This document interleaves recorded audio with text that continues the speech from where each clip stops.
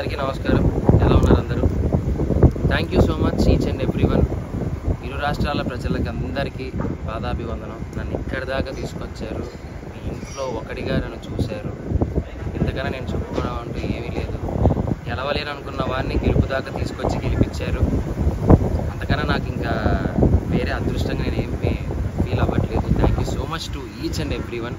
And బాధాకరమైన విషయం ఏంటంటే అందరూ చాలామంది అడుగుతున్నారు. నేను దాని గురించి పెద్దగా అనుకోలేదు. ఆ బాధలో ఉండిపోయాను. చాలా బాధపడ్డాను. కారద్దాలు పగలగొట్టారు. బయటికి రా, నీ అంతా చూస్తా అన్నారు.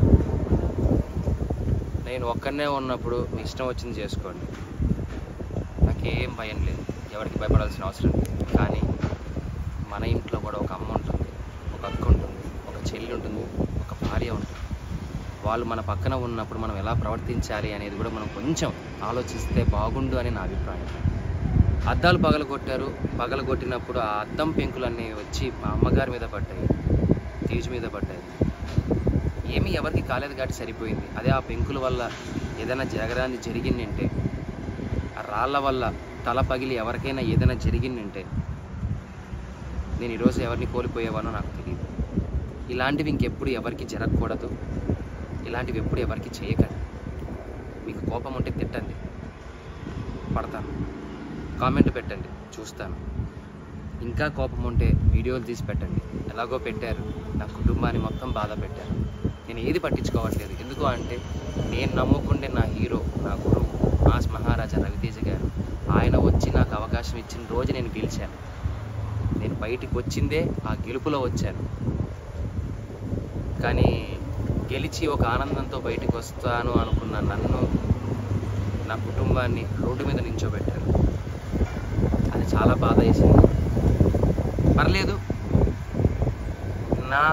నన్ను ప్రేమించే వాళ్ళు, నన్ను అభిమానించే వాళ్ళు ఉన్నారు కాబట్టి దేవుడు చల్లగా చూడబట్టి మా అమ్మకి, నా భార్యకి ఏం కాలేదు. నాకేవైనా పర్లేదు. మన ఇంట్లో ఆడవాళ్ళు మన పక్కన ఉన్నప్పుడు కొద్దిగా జాగ్రత్త వహిస్తే బాగుంటుంది. జరగరాని ఏదైనా జరిగితే కప్పు పోతే తిరిగి తెచ్చుకోవచ్చు, డబ్బు పోతే తిరిగి సంపాదించవచ్చు, మనిషి పోతే తిరిగి తీసుకొని రాలేమండి. ఇది గుర్తు పెట్టుకోండి. చాలా రిక్వెస్ట్గా అడుగుతున్నాను, దయచేసి ఇంకెప్పుడు ఇలా చేయకండి ఎవరి దగ్గర. Thank you so much. ఇప్పటికీ మీకు నా మీద ఏదైనా కోపం ఉంటే ఎక్కడ రమ్మంటారు చెప్పండి, వస్తాను, మీ ఇష్టం. కానీ ఎవ్వరికి ఇలా ఇంకెప్పుడు చేయకండి. I love you all. Thank you for each and everyone. Support చేస్తున్నందుకు ఇంతకన్నా ఏం చెప్పలేదు. Thank you so much.